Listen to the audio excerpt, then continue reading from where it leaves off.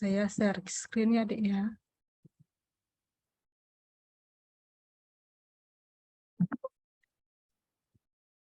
Apakah slide saya sudah terlihat, Dek? Sudah, dokter. Sudah, dokter. Dokter. Oke.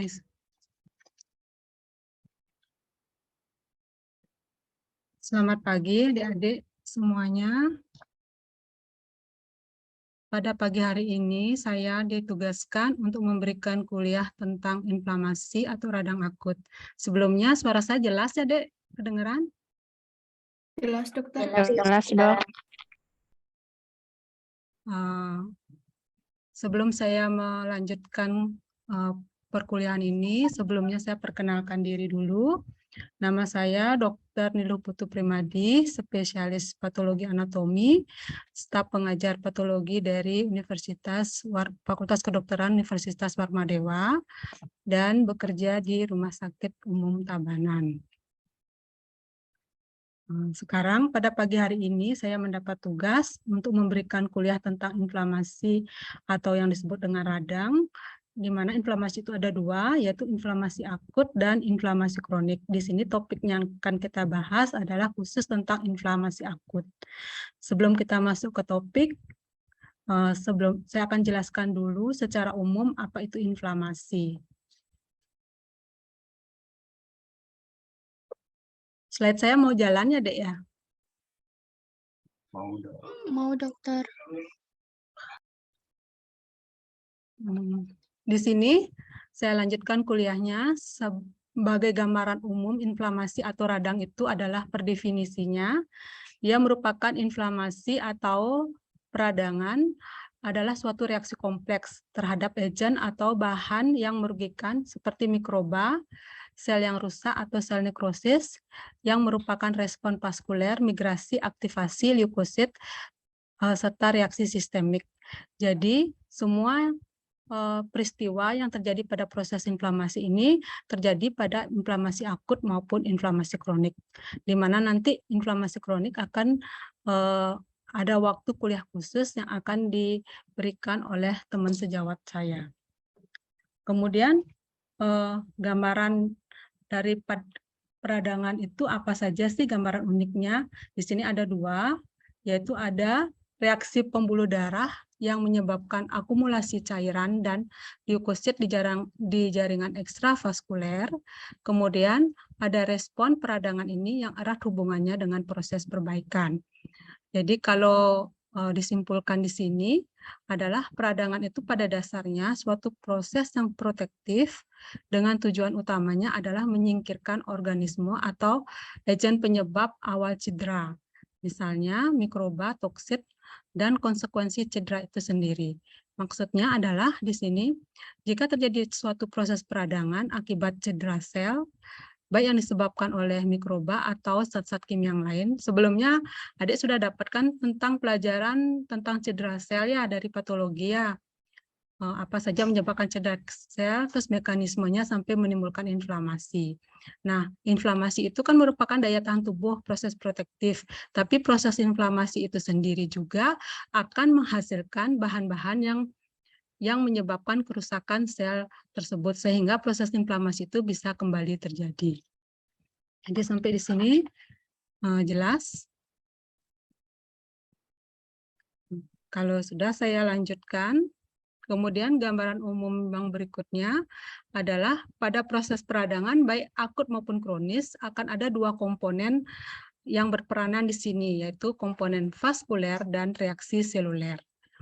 Ya, kemudian jaringan apa sih yang ikut berperanan dalam proses inflamasi ini dan sel-sel apa yang terlibat?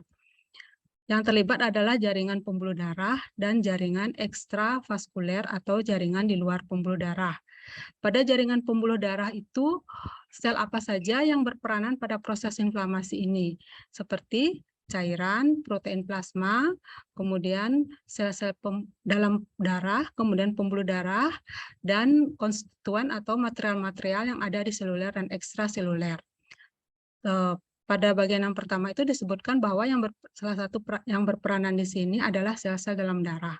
Sel darah itu yang termasuk sel-sel dalam darah itu yang berperanan dalam proses inflamasi ini adalah seperti mencakup sel neutrofil, monosit, eosinofil, limfosit, basofil, dan trombosit, di mana semua sel ini disebut dengan leukosit. Ya, jadi leukosit itu terdiri atas sel-sel neutrofil, monosit, eosinofil, limfosit, basofil, dan trombosit. Jadi adik mungkin akan sering mendengar kalau ada pemeriksaan laboratorium berapa jumlah leukositnya, kemudian kalau terjadi infeksi apakah dia leukositosis atau leukopeni. Artinya leukositosis itu adalah peningkatan dari sel-sel darah yang berperanan dalam proses inflamasi, atau leukopeni itu adalah penurunan dari sel-sel tersebut.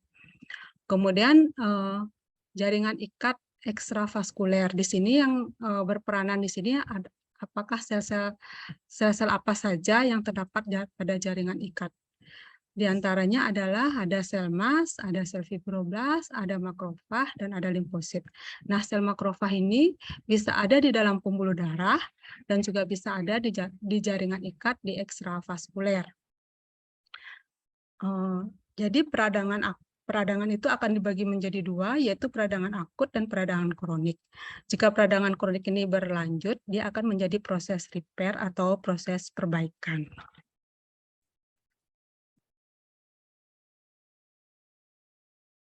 Nah, ini saya ingin menggambarkan atau memberikan diagram tentang yang saya jelaskan tadi. Tadi saya sebutkan bahwa pada proses peradangan itu yang berperanan di sini adalah jaringan pembuluh darah atau yang disebut dengan vaskuler. Ini pembuluh darah deh ya. Yang saya tunjuk, kemudian jaringan ekstravaskuler. Ini adalah jaringan ikat yang berada di luar pembuluh darah. Pembuluh darah ini juga banyak peranannya dalam inflamasi. Selain sel-sel yang dikandung oleh pembuluh darah, bagian-bagian dari pembuluh darah ini juga mempunyai peranan penting dalam proses inflamasi. Contohnya di sini adalah yang berbentuk, yang saya tunjuk ini adalah sel endotel yang nanti akan menghasilkan mediator yang akan memperantarai proses inflamasi itu sendiri. Selain itu juga jaringan otot yang melapisi dinding pembuluh darah ini juga akan menghasilkan sitokin atau zat-zat kimia, molekul-molekul kimia yang akan berperanan dalam proses inflamasi tersebut. Kemudian di dalam pembuluh darah yang sangat berperanan penting dalam proses inflamasi adalah sel-sel leukosit, seperti yang telah disebutkan lagi. Ini yang disebut dengan polimorfonuklear, ini ya. Kemudian ini sel limfosit, kemudian ini sel platelet atau pembekuan darah, kemudian sel monosit, kemudian ini ada clotting factor, dan komponen komplement, ini juga sangat berperanan penting dalam proses inflamasi. Kemudian ada sel eosinofil dan sel basofil. Kemudian yang berperanan juga dalam inflamasi selain vaskuler adalah jaringan ekstravaskuler, yaitu jaringan ikat. Ini yang disebut dengan jaringan ikat ya, keseluruhan ini disebut dengan jaringan ikat. Kemudian di dalam jaringan ikat, sel-sel yang berperanan dalam proses inflamasi ini yaitu sel mas, kemudian ada sel fibroblast, ada sel makrofag, kemudian ada proteoglikan, kemudian ada kolagen fiber dan elastic fiber.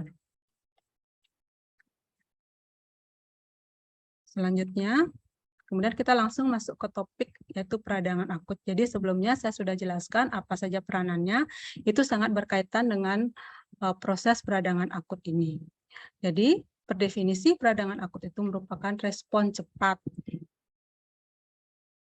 terhadap agen yang merugikan dan berfungsi untuk menyalurkan mediator-mediator pertahanan penjamu leukosit dan protein plasma ke tempat cedera. Jadi misalnya suatu jaringan terpapar oleh zat-zat yang menimbulkan cedera, maka contohnya di sini bakteri, maka bakteri itu akan mengeluarkan bahan yang akan mengaktifkan komponen-komponen yang akan berperanan pada peradangan akut. Kemudian peradangan akut itu memiliki komponen di sini. Pada peradangan akut itu akan terjadi peristiwa seperti yang pertama, perubahan kaliber pembuluh darah di mana terjadi peningkatan aliran darah.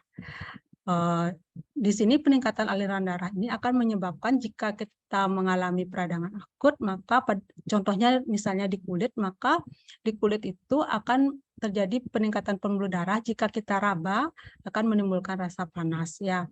Kemudian dan ada warna kemerahan pada bagian yang terpapar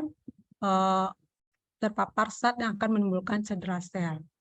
Kemudian komponen yang kedua, setelah terjadinya pelebaran pembuluh darah, maka akan terjadi perubahan struktural mikrovaskuler. Jadi pembuluh darah kecil di sekitar area yang terkena cedera akan mengalami perubahan struktural. Hal ini akan memungkinkan pengeluaran protein plasma, leukosit dari sirkulasi. Kemudian yang ketiga, adanya imigrasi leukosit dari mikrosirkulasi, kemudian dia akan terakumulasi atau berkumpul di fokus cedera, dan terjadi aktivasi leukosit ini untuk menyingkirkan agen penyebab atau zat-zat yang menyebabkan terjadinya cedera. Jadi ini adalah 3 penting yang Adik pegang proses terjadinya peradangan ya, baik peradangan akut maupun peradangan kronis. Tapi peradangan akut itu dimulai dengan perubahan kaliber pembuluh darah, kemudian adanya perubahan struktur mikrovaskuler, kemudian adanya proses rolling, adesi, transmigrasi daripada sel-sel yang di dalam pembuluh darah menuju ke area cedera sel. Saya lanjutkan. Kemudian tadi saya selalu menyebutkan bahwa cedera sel itu akan menimbulkan proses inflamasi. Kemudian stimulus apa sih yang akan menimbulkan peradangan akut? Di antaranya stimulus-stimulus yang menyebabkan peradangan akut seperti infeksi. Mungkin di kuliah cedera yang sebelumnya sudah dijelaskan seperti bakteri, virus, parasit, dan toksin mikroba. Kemudian bisa juga akan terjadi kerusakan langsung dari organ bila terkena trauma seperti trauma tumpul dan trauma tembus. Kemudian penyebab atau stimulus peradangan akut yang lain seperti agen-agen fisik dan kimiawi. Contohnya di sini adalah cedera termal seperti luka bakar, kemudian radiasi atau sejumlah zat-zat kimia yang berbahaya yang kita temui di lingkungan. Selain itu juga peradangan akut ini juga terjadi karena adanya nekrosis jaringan. Di sini yang dimaksud dengan nekrosis jaringan adanya penghancuran jaringan diakibatkan oleh suatu peristiwa. Misalnya saya kasih contoh di sini, bila ada pasien yang menderita tumor payudara, di mana proses neoplastik itu akan menyebabkan sel itu hancur atau nekrosis. Nah, nekrosis inilah yang akan merangsang untuk menimbulkan reaksi peradangan. Kalau terjadinya cepat, maka disebut dengan proses peradangan akut. Kemudian benda asing juga bisa merupakan stimulus dari peradangan akut itu sendiri ya. Jadi contohnya di sini, misalnya mata yang terkena benda asing atau binatang yang masuk ke mata pada saat mengendari motor, maka dia langsung akan menimbulkan reaksi peradangan akut sehingga akan menimbulkan gejala seperti panas, sakit, kemudian ada udem atau tumor, dan ada kemerahan atau hiperemis. Jadi demikian stimulus peradangan akut. Sekarang kita masuk ke bagaimana peradangan akut itu terjadi. Apa saja yang terjadi perubahannya. Sebelumnya saya sudah menyebutkan 3 komponen yang berperanan. Sekarang perubahan-perubahan apa saja yang terjadi pada peradangan akut tersebut. Yang pertama, yang terpenting di sini adalah perubahan vaskuler dan perubahan seluler.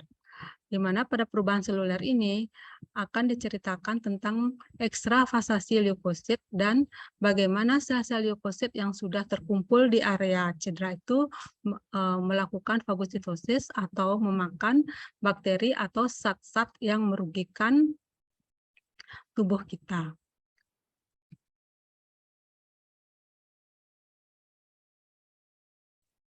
Sampai di sini ada pertanyaan?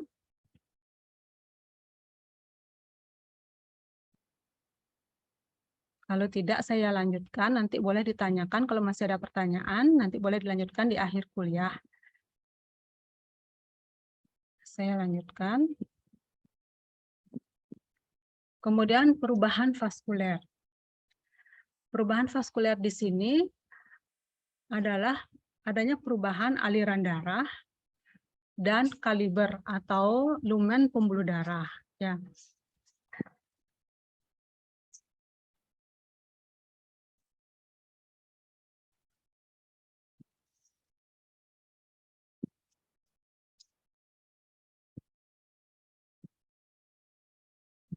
Perubahan aliran darah yang dimaksud di sini adalah vasodilatasi. Vasodilatasi itu artinya lumen pembuluh darahnya itu melebar. Vasodilatasi ini merupakan manifestasi yang paling dini pada peradangan akut. Jadi, bila jaringan itu terpapar oleh zat atau bahan-bahan yang merugikan tubuh, maka manifestasi pertamanya adalah adanya pelebaran pembuluh darah. Kemudian, dengan melebarnya pembuluh darah ini menyebabkan meningkatnya aliran darah sehingga menimbulkan rasa panas dan kemerahan. Jadi kalau kita terkena infeksi bakteri, contohnya di sini, maka pada mulanya akan terjadi pelebaran pembuluh darah dan adik-adik akan melihat di bagian yang terkena infeksi tersebut akan mengalami perubahan warna, yaitu berwarna kemerahan, dan kalau diraba akan menimbulkan rasa panas. Nanti apa saja yang dapat menimbulkan rasa panas, mediator-mediator apa saja yang menimbulkan rasa panas akan saya jelaskan pada slide berikutnya. Kemudian vasodilatasi, pelebaran pembuluh darah itu tidak hanya dipacu karena adanya infeksi, contohnya di sini bakteri. Tapi bakteri atau zat-zat kimia yang menyebabkan cedera sel itu juga akan merangsang dinding pembuluh darah seperti yang saya jelaskan tadi, dan sel-sel yang ada dalam pembuluh darah itu untuk mengeluarkan beberapa mediator. Contohnya di sini adalah histamin dan nitrit oksid yang terdapat pada otot polos vaskuler. Jadi tadi saya sudah menjelaskan sedikit tentang pembuluh darah, bagian-bagian daripada pembuluh darah, di mana itu sangat penting akan menghasilkan mediator yang dirangsang, yang diaktifasi oleh zat yang dihasilkan oleh bakteri, sehingga terjadi proses vasodilatasi. Selanjutnya, selain vasodilatasi, terjadi peningkatan permeabilitas mikrovaskuler, disertai dengan perembesan cairan yang kaya akan protein ke dalam jaringan ekstravaskuler.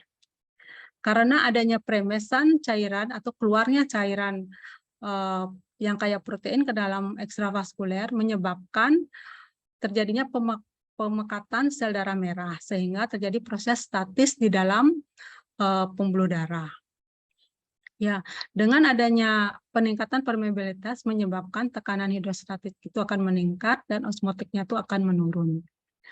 Setelah itu, setelah terjadi pemekatan itu dan terjadi ekstravasasi atau keluarnya sel-sel yang harusnya berada di dalam pembuluh darah, maka akan terjadi penumpukan sel leukosit, terutama sel neutrofil untuk inflamasi akut yang paling berperanan dari semua sel yang ada dalam pembuluh darah, sel-sel leukosit yang ada pembuluh darah adalah neutrofil.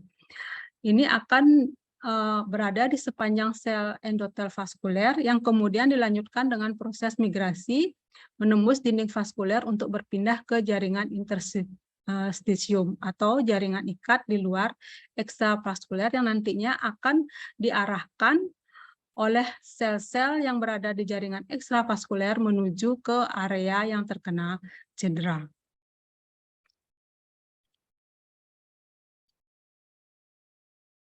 Kemudian ada beberapa mekanisme yang menyebabkan terjadinya perubahan vaskuler. Nah, ini saya jelaskan sedikit, saya beri gambaran skema di sini. Kalau sel darah normal, jadi kalibernya itu tidak begitu besar ya. Jadi maksud ini. Jadi ini kalibernya itu normal. Kemudian ini adalah pembuluh darah arteri yang warna biru vena. Kemudian ini disebut dengan jaringan ekstravaskuler, yaitu jaringan ikat sama dengan diagram yang tadi. Kemudian ini adalah sel-sel yang berada di jaringan ikat. Kemudian bila terjadi cedera sel dan menimbulkan reaksi inflamasi, maka akan terjadi pelebaran pembuluh darah. Pelebaran pembuluh darah ini menyebabkan terjadinya peningkatan aliran darah sehingga menimbulkan warna kemerahan dan rasa panas pada bagian yang terkena cedera. Dengan peningkatan pembuluh darah ini yang menyebabkan perubahan permeabilitas daripada dinding pembuluh darah yang menyebabkan terjadinya ekstravasasi atau pengeluaran sel-sel yang berada dalam pembuluh darah menuju ke jaringan interstisium atau jaringan ekstravaskuler. Ya, ini ditunjukkan terjadinya pelebaran pembuluh darah, kemudian adanya deposit daripada sel-sel yang berada di dalam pembuluh darah ini keluar menuju ke area yang terkena cedera. Akibat keluarnya cairan plasma atau sel-sel yang berada dalam pembuluh darah ke jaringan ekstravaskuler ini menyebabkan tekanan hidrostatiknya akan meningkat dan tekanan koloid osmotiknya akan menurun. Selanjutnya, tadi dijelaskan bahwa pada proses vaskuler itu akan terjadi peningkatan permeabilitas vaskuler atau kebocoran vaskuler. Ada beberapa mekanisme yang diterangkan oleh beberapa buku tentang bagaimana kebocoran vaskuler itu terjadi. Kebocoran vaskuler ini yang menyebabkan peningkatan permeabilitas vaskuler sehingga terjadi pengeluaran cairan yang kaya akan protein atau eksudat. Biasanya ini kalau kita lihat secara nyata, maka akan di daerah yang terkena cedera itu akan mengeluarkan pus. Jadi pus itu kayak nanah ya. Itu adalah cairan eksudat, yaitu pengeluaran cairan yang kaya akan protein ke daerah jaringan ekstravaskuler.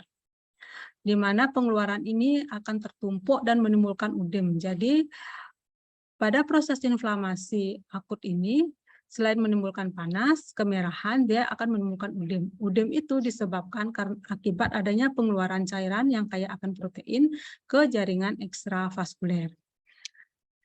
Di sini saya akan menjelaskan beberapa mekanisme yang menyebabkan kebocoran daripada vaskuler. Ya.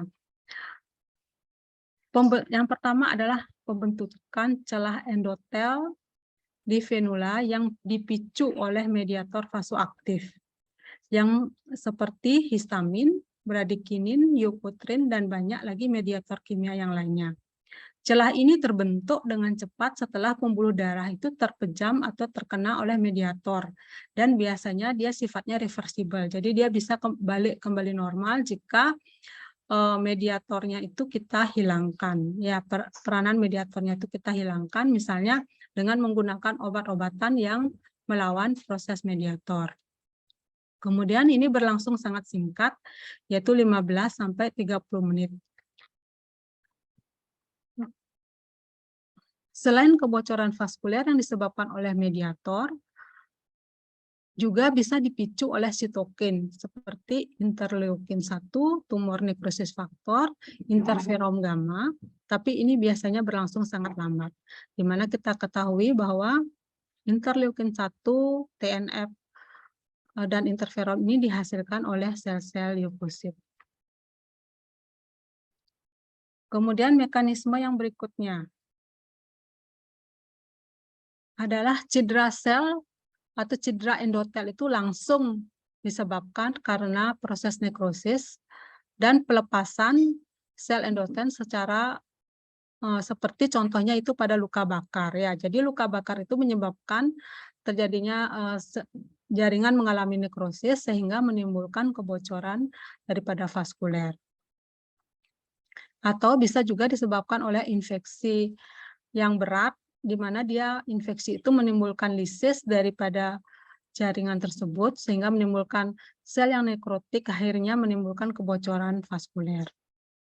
Kemudian mekanisme yang berikutnya yang bisa menyebabkan terjadinya proses kebocoran vaskuler, di sini contohnya adalah kebocoran yang bersifat memanjang yang disebut dengan tipe lambat. Biasanya terjadi dalam selang waktu 2 jam sampai 12 jam.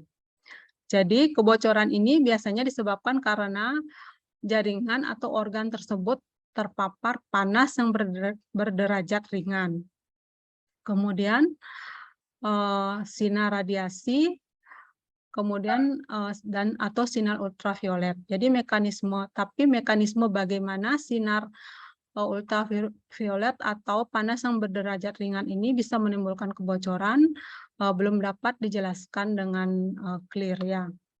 Kemudian cedera sel itu sendiri juga menimbulkan kebocoran vaskuler akibat dari atau diperantarai oleh sel leukosit. Jadi sel leukosit itu menghasilkan bahan-bahan kimia yang langsung menyebabkan terjadinya kebocoran endotel. Kemudian selain itu juga kebocoran vaskuler ini juga diakibatkan karena proses terjadinya peningkatan transitosis melalui sitoplasma endotel. Selain itu juga mekanisme yang lain adalah kebocoran vaskuler tersebut diakibatkan karena adanya kebocoran pembuluh darah baru. Di mana kita ketahui pada proses inflamasi, bila terjadi proses itu berlanjut ke proses repair, maka akan terjadi pembentukan pembuluh darah baru. Jadi pembuluh darah baru itu dia sangat mudah untuk mengalami kebocoran. Nah, di sini saya mencoba menjelaskan apa yang saya jelaskan tadi itu dengan menggunakan diagram ya.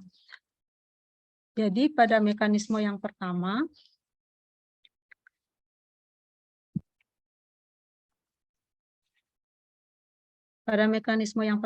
di mana pembentukan celah endotel itu dipacu oleh mediator vasoaktif seperti histamin. Ya, celah ini diakibatkan karena mediator vasoaktif yang ini ya. Jadi celah yang terbentuk ini terjadi karena adanya aktivasi dari mediator-mediator. Biasanya terjadi pada pembuluh darah vena. Contoh mediator yang dapat menimbulkan kebocoran vaskuler ini seperti histamin dan bradikinin. Selanjutnya, mekanisme yang kedua yaitu langsung disebabkan karena adanya pelepasan sel-sel nekrosis. Ini, jadi di sini ada sel nekrosis yang menyebabkan terjadinya kebocoran. Kemudian kebocoran yang ketiga di sini karena adanya diperantari oleh sel leukosit. Jadi di dalam pembuluh darah ini ada sel leukosit. Sel leukosit ini menghasilkan bahan-bahan atau zat kimia yang merangsang endotel atau yang mempengaruhi endotel sehingga terjadi kebocoran atau peningkatan permeabilitas dinding pembuluh darah. Terus mekanisme yang berikutnya karena proses transitosis. Ya, transitosis yang terjadi di darah endotel.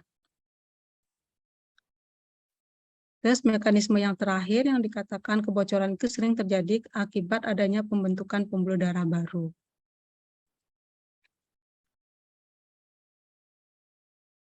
Selanjutnya, nah tadi kita sudah membahas ada dua peristiwa dalam inflamasi akut ini, yaitu peristiwa di dalam pembuluh darah dan pembuluh darah itu sendiri dan proses di luar pembuluh darah atau ekstravaskuler. Sekarang kita akan masuk ke proses seluler atau ekstravaskuler.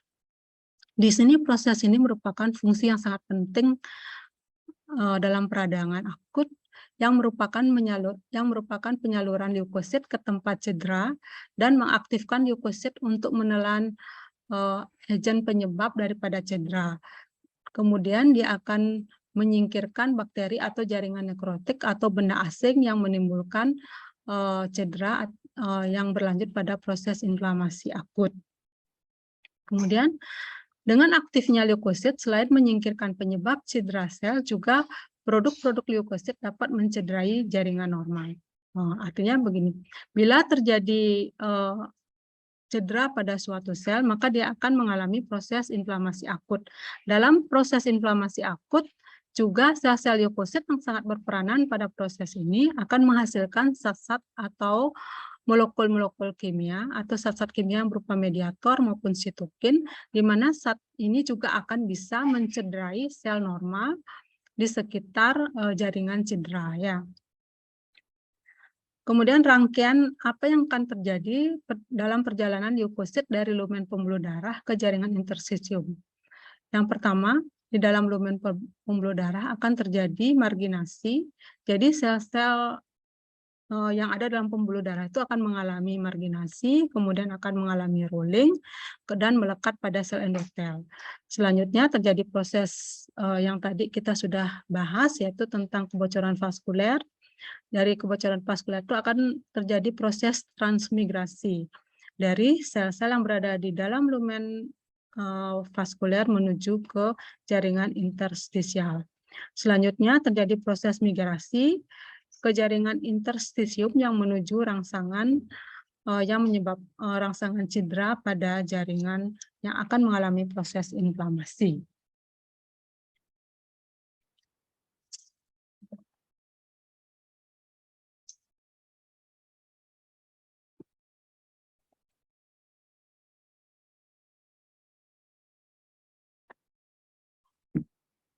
Sampai di sini, apakah saya menjelaskannya terlalu cepat atau bagaimana?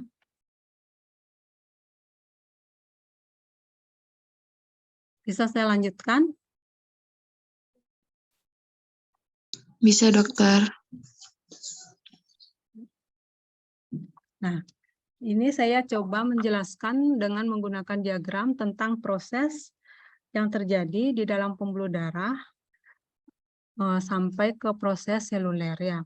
Jadi bila terjadi cedera, tadi dikatakan, maka akan terjadi aktivasi sel-sel leukosit. Di sini kita mengambil contoh sel neutrofil yang ada dalam pembuluh darah pada awalnya.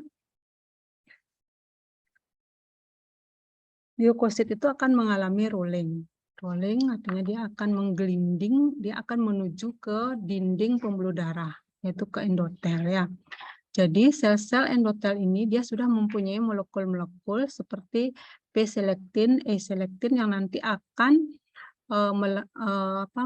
melekat dengan molekul-molekul yang ada pada permukaan daripada sel-sel leukosit.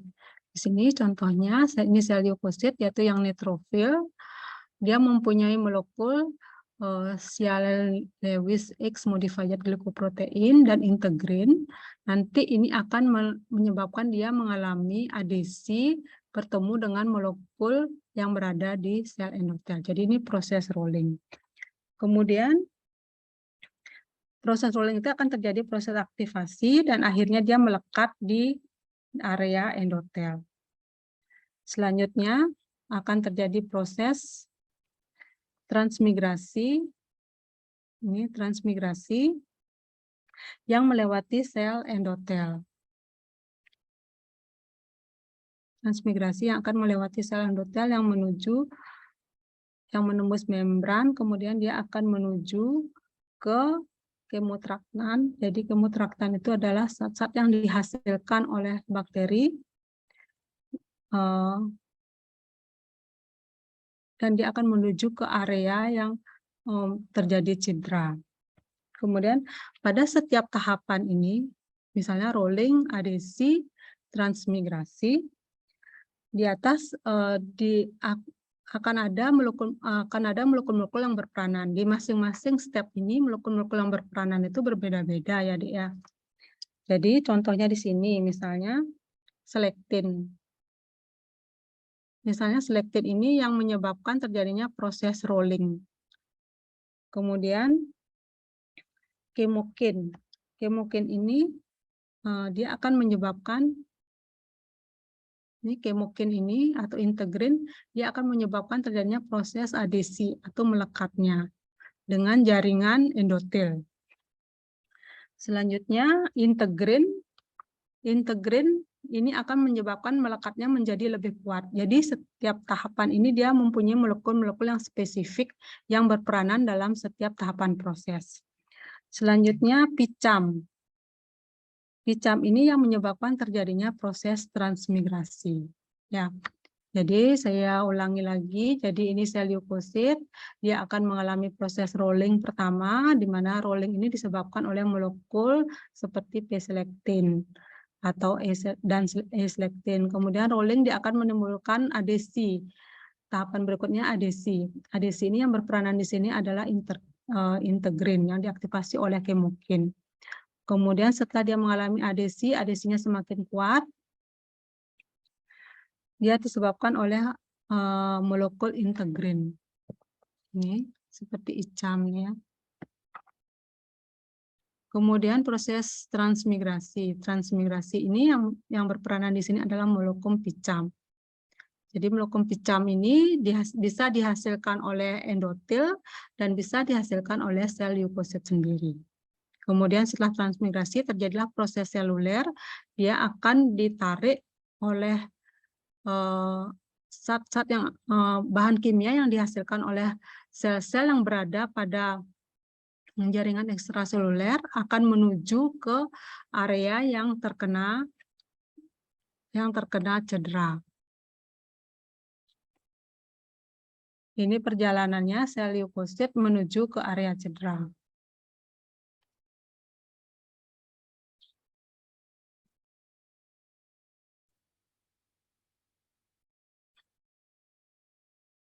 Nah, mekanisme molekuler dari masing-masing tahapan dengan perjalanan leukosit dari lumen sampai ke jaringan interstisium ada adesi dan transmigrasi leukosit.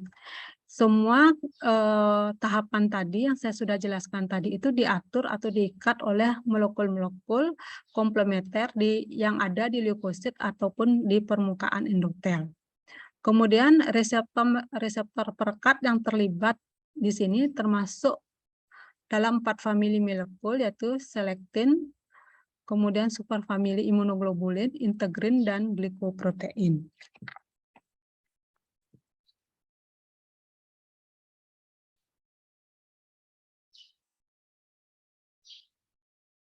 Selanjutnya saya mencoba merangkum molekul apa saja sih yang berperanan pada adesi endotel dan leukosit. Jadi molekul-molekul yang berperanan ini ada dihasilkan oleh endotel, ada juga dihasilkan oleh leukosit, dan fungsinya sebagai apa saja. Jadi setiap molekul itu mempunyai fungsi yang berbeda-beda. Contohnya di sini pada rolling. Rolling ini terjadi karena peran daripada molekul P-selektin yang dihasilkan oleh endotel dan sialyl Lewis X modified protein, di mana kedua molekul ini, di mana molekul sialyl Lewis X modified protein ini biasanya ditemukan pada neutrofil, monosit, limfosit. Jadi pada sel sel makrofag tidak ditemukan adanya molekul leukosit tersebut. Ya, jadi kita ketahui sel leukosit itu kan terdiri dari neutrofil, monosit, limfosit, basofil, eosinofil, kemudian sel pembekuan darah. Jadi setiap sel itu akan mempunyai molekul-molekul spesifik dan mempunyai peranan yang spesifik pada setiap proses sel-sel intravaskuler. Kemudian proses rolling dan adesi. Di sini yang berperanan kalau pada molekul endotel adalah X-selektin, sedangkan pada leukosit yang berperanan di sini adalah sialyl Lewis X modified protein, di mana kedua sel ini sel sialyl Lewis X ini biasanya ditemukan pada sel neutrofil, monosit, dan T limfosit. Jadi limfosit itu ada dua ya, ada T limfosit dan ada B limfosit. Kemudian untuk proses rolling yang lain juga yang berperanan di sini adalah glicam 1 dan CD34. Ini ditemukan pada endotel. Kemudian dia akan bertemu dengan molekul di sel leukosit yaitu L-selektin. Biasanya L-selektin ini akan ditemukan pada sel neutrofil dan sel menosit. Jadi pada sel limfosit tidak akan ditemukan adanya L-selektin. Selanjutnya molekul yang lain yang berperanan pada adesi, kemudian arrest, transmigrasi di sini adalah ICAM 1, kemudian CD11, CD18, integrin. CD11 atau CD18 integrin ini pada sel leukosit yang ditemukan pada sel leukosit jenis neutrofil, monosit, dan limfosit. Proses adesi saja juga di molekul yang berperanan di sini adalah VCAM1, kemudian FLA4 integrin. FLA4 integrin ini ditemukan biasanya pada sel eosinofil, sel monosit, dan sel limfosit. Kemudian sel endotel maupun sel leukosit juga akan menghasilkan atau mempunyai molekul CD31. CD31 ini berperanan dalam proses transmigrasi. CD31 ini akan ditemukan pada seluruh jenis leukosit. Ya, pentingnya molekul-molekul ini saya kasih tahu karena untuk proses inflamasi jika pemeriksaan laboratorium jika terjadi tidak mengalami penyembuhan dengan menggunakan obat-obat yang sudah ada, bisa juga dilakukan pemeriksaan yang disebut dengan imunohistokimia dari daerah yang terkena inflamasi di bagian apakah yang menyebabkan terjadinya proses inflamasi itu tidak mengalami penyembuhan. Jadi bisa dilakukan pemeriksaan masing-masing molekul dengan pemeriksaan molekuler. Ya. Slide selanjutnya. Kemudian sekarang kita lanjutkan dengan proses fagositosis. Jadi setelah sel leukosit itu keluar dari pembuluh darah menuju area yang terkena cedera ke area yang misalnya di sini adalah bakteri, maka selanjutnya peranan makrofag maupun leukosit yang ada di sana dia akan memfagositosis atau memfagosit atau memakan bakteri tersebut. Jadi langkah-langkah fagositosis tersebut adalah yang pertama, adanya pengenalan, kemudian setelah dikenali benda asing atau bakteri tersebut, terjadi proses pelekatan partikel yang akan dicerna oleh leukosit. Selanjutnya, terjadi pembentukan vakuolofagosit yang akan menyelimuti dan memakan partikel tersebut. Selanjutnya partikel itu akan dimakan dan kemudian zat-zat sisa yang dihasilkan akan dikeluarkan dari badan leukosit itu dengan cara eksositosis.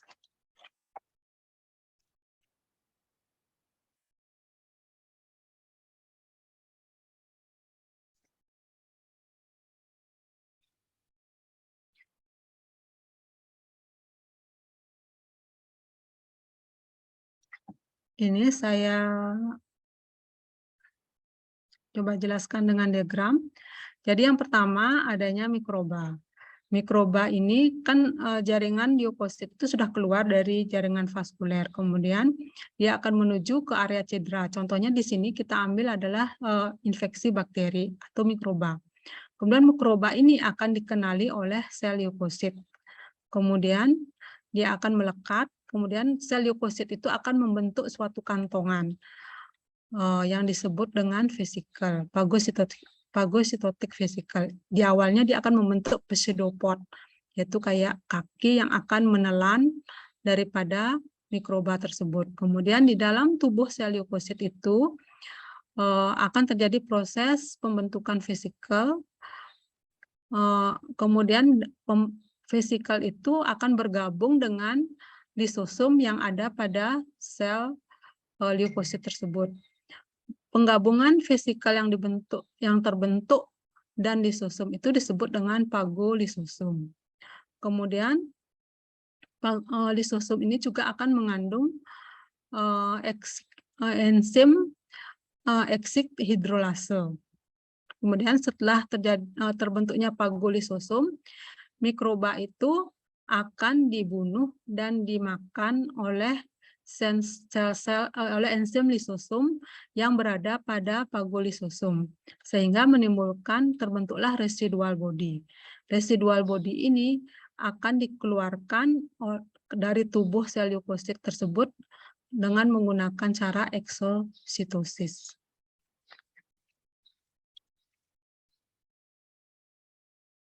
Selanjutnya tadi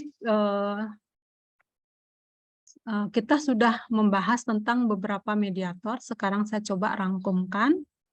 mediator-mediator apakah yang berperanan dalam proses inflamasi, kemudian sumbernya dari mana, dan apa efeknya terhadap tubuh kita.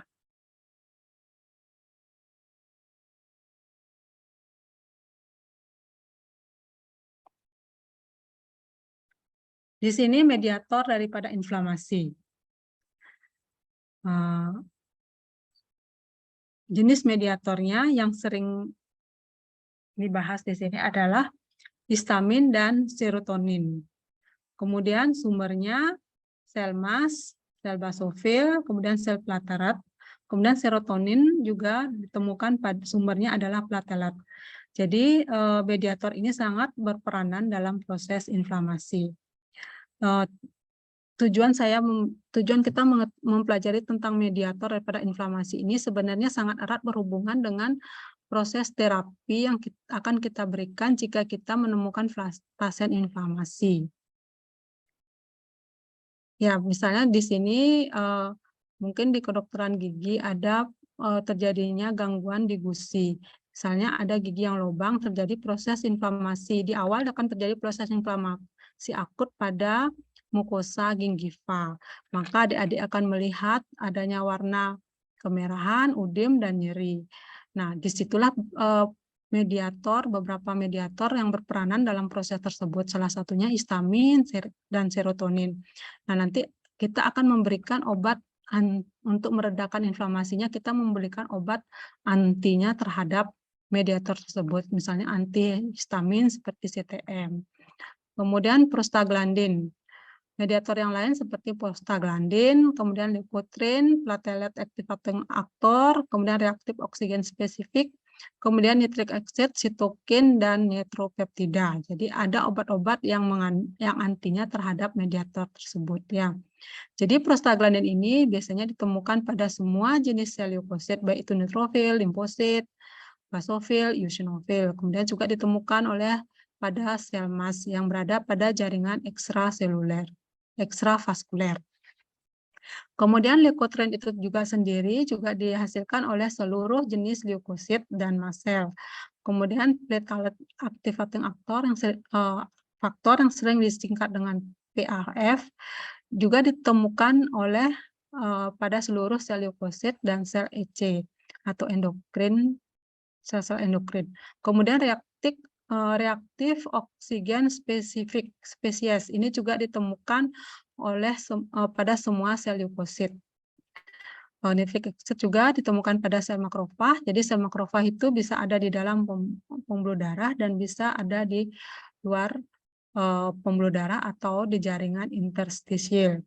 Kemudian sitokin ditemukan pada sel makrofag, limfosit, kemudian di sel mast, dan nitropeptida juga ditemukan pada sel leukosit dan jaringan-jaringan saraf. Kemudian mediator yang lain yaitu komplement aktivator di sini adalah C3A, C5A, C3B, C5B sampai 9 ya. Kemudian faktor 12 yaitu kinin sistem, bradikinin, kemudian koagulasi atau fibrinolisis sistem.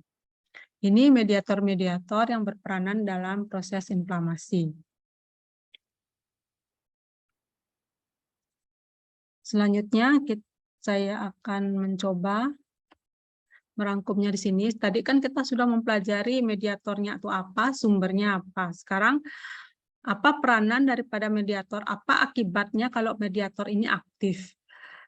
Contohnya di sini, mediator prostaglandin, histamin, dan nitric acid, jika itu aktif, jika terjadi proses inflamasi, maka akan terjadi vasodilatasi. Jadi, vasodilatasi ini diakibatkan karena mediator yang dihasilkan oleh sel dinding pembuluh darah seperti prostaglandin, histamin, dan nitric acid. Kemudian, vaskuler permeabilitasnya mengalami gangguan. Itu juga akibat peranan daripada mediator, histamin, bradikinin, leukotriene, dan PAV.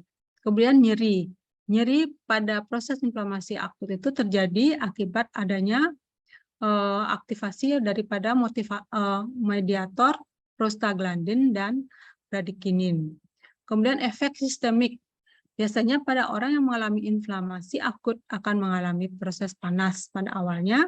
Panas itu akan diakibatkan karena ada mediator seperti interleukin 1, interleukin 6, kemudian tumor nekrosis faktor alfa dan prostaglandin. Leukositosis. Jadi kalau adik-adik pernah melihat hasil laboratorium seseorang yang mengalami infeksi, maka akan di sana terlihat jumlah sel-sel leukosit itu apakah meningkat atau menurun. Ya, jadi akan terlihat limfosit, kemudian akan terlihat neutrofilnya bagaimana, apakah dia meningkat atau menurun. Kalau leukositosis itu biasanya terjadi peningkatan sel-sel leukosit. Kalau leukopenia akan disebut dengan penurunan sel-sel leukosit. Biasanya pada proses inflamasi terjadi peningkatan sel-sel leukosit karena aktivasi sel-sel leukosit akibat daripada molekul-molekul atau bahan yang dihasilkan oleh bakteri atau zat-zat kimia yang menyebabkan terjadinya cedera sel. Leukositosis sendiri ini sendiri ini bisa diakibatkan karena mediator seperti yang dihasilkan oleh leukosit, yaitu interleukin 1 dan TNF alfa. Kemudian juga bisa disebabkan karena mast cell dan eosinofil yang menghasilkan interleukin 4 dan interleukin 5. Selanjutnya, leukositosis ini juga diakibatkan karena granulositosis, kemudian disebabkan oleh karena monosit dan natular killer cell atau interleukin 2. Kemudian pada akut fase daripada inflamasi ini biasanya disebabkan karena aktivasi daripada mediator interleukin 1, interleukin 6, interleukin 8, TNF alfa, kemudian C-reaktif protein, dan protein-protein yang lain. Selain itu juga terjadi gejala-gejala inflamasi yang lain yang bisa diakibatkan oleh interleukin 10, kemudian TGF-beta, kemudian ECFA, kemudian histamin, arisulfat, dan destroy deshistamin dan leukotrin. Kemudian respon imun, di mana inflamasi ini juga dapat menimbulkan respon imun yang diakibatkan oleh mediator interleukin 1, 2, 4, 5, 6, dan interferon gamma. Kemudian untuk proses repair dan healing, jadi setelah terjadinya proses inflamasi akut, maka akan berlanjut akan menjadi proses inflamasi kronik. Setelah itu akan terjadi repair atau perbaikan jaringan akibat inflamasi akibat cedera tersebut dan akan mengalami perbaikan. Ini biasanya karena ada aktivasi daripada mediator seperti interferon gamma, TGF-beta, kemudian ada proses angiogenik faktor. Jadi pada akhir daripada inflamasi ini akan sering kita menemukan adanya jaringan parut dan peningkatan pembuluh darah. Kemudian pada proses fagositosis yang terjadi pada proses inflamasi ini yang berperanan di sini adalah interleukin 1, tumor nekrosis faktor, kemudian komplement 5A dan leukotrin. Kemudian untuk chemotaxisnya di sini yang berperanan adalah MCF, kemudian interleukin 8, EDA78, NCF, kemudian ECFA dan kallikrein. Kemudian pada proses fagositosis yaitu saat dia memakan atau mempagosit atau menghancurkannya. Di sini yang berperanan adalah komplement 3B, kemudian imunoglobulin G, kemudian interferon gamma, kemudian TNF-beta dan alfa. Ya, jadi fagositosis dari dia mengenal, kemudian sampai dia menimbulkan bahan-bahan atau kemotraktan yang dikeluarkan dari badan leukosit itu, jadi banyak mediator yang berperanan di area tersebut ya. Jadi tidak sesederhana kalau seperti ini kan kelihatannya sederhana deh ya. Jadi dia dikenal, kemudian dia dimakan, terbentuk vesikel dimakan, kemudian dihancurkan, kemudian residual bodinya dibuang. Nah, proses dari dia 1 sampai 5 itu ternyata banyak mediator yang berperanan di sini. Seperti ini ya, proses fagositosis ini ternyata dari setiap tahapan itu diperantarai oleh mediator-mediator ini ya. Jadi tidak terjadi secara sederhana begitu saja, dia dikenal, kemudian dibuat vesikel, kemudian dihancurkan, dimakan, akhirnya residualnya itu dibuang. Tapi ternyata proses itu diperantarai oleh atau jalannya itu diperantarai oleh mediator-mediator ini ya. Jadi ini penting dipelajari.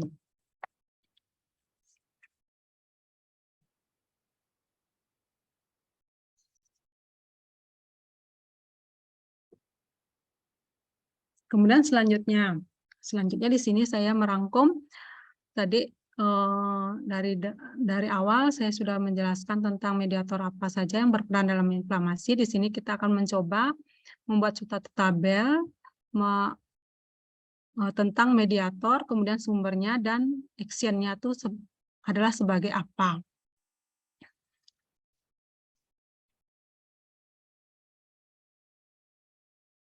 Yang pertama adalah histamin.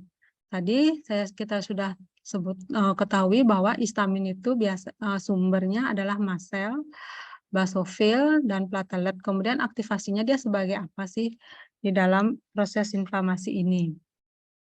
Dia sebagai vasodilator, yaitu dia yang menyebabkan terjadinya pelebaran pembuluh darah atau vasodilatasi. Kemudian dia juga yang bisa menyebabkan terjadinya peningkatan daripada permeabilitas vaskuler dan aktivasi daripada endotel. Selanjutnya, mediator prostaglandin. Prostaglandin ini sumbernya adalah mast cell, kemudian sel leukosit, di mana dia fungsinya sebagai vasodilatasi dan dapat menimbulkan rasa nyeri dan panas.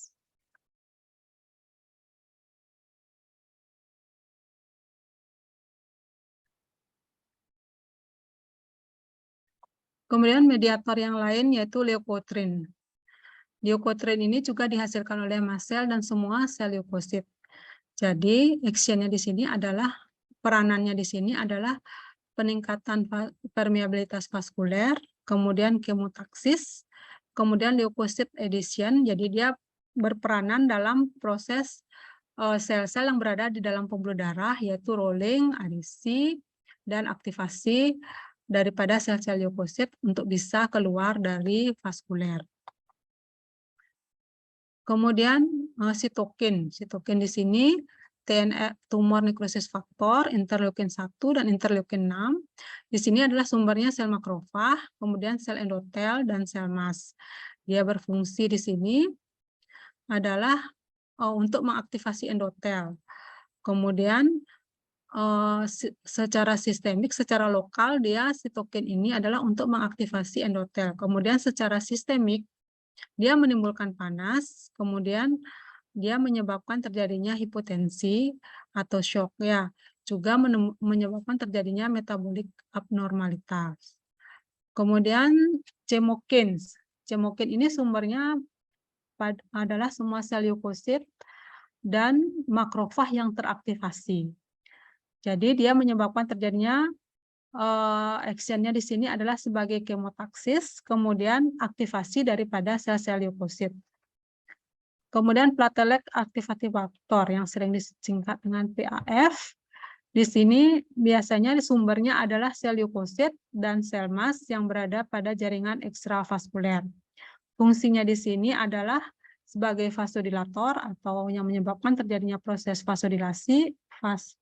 vasodilatasi, kemudian terjadinya peningkatan permeabilitas pembuluh darah, yang juga menimbulkan adhesi atau melekatnya sel-sel leukosit ke dinding endotel, kemudian terjadinya kemotaksis, kemudian degranulasi, dan menimbulkan terjadi pembentukan daripada BRAS. Selanjutnya komplemen. Mediator komplemen ini dihasilkan oleh sel plasma yang biasanya diproduksi oleh jaringan liver. Ini biasanya dia berperanan sebagai aktivasi daripada sel-sel leukosit. Juga dia bisa berperanan untuk proses vasodilatasi dari pembuluh darah. Mediator yang terakhir adalah kinin. Kinin ini dihasilkan oleh sel plasma, di mana dia juga merupakan produk dari jaringan hati. Di sini fungsinya adalah untuk meningkatkan permeabilitas daripada dinding pembuluh darah, kemudian kontraksi daripada otot polos pelapis dinding pembuluh darah, kemudian menimbulkan nyeri dan menyebabkan terjadinya vasodilatasi.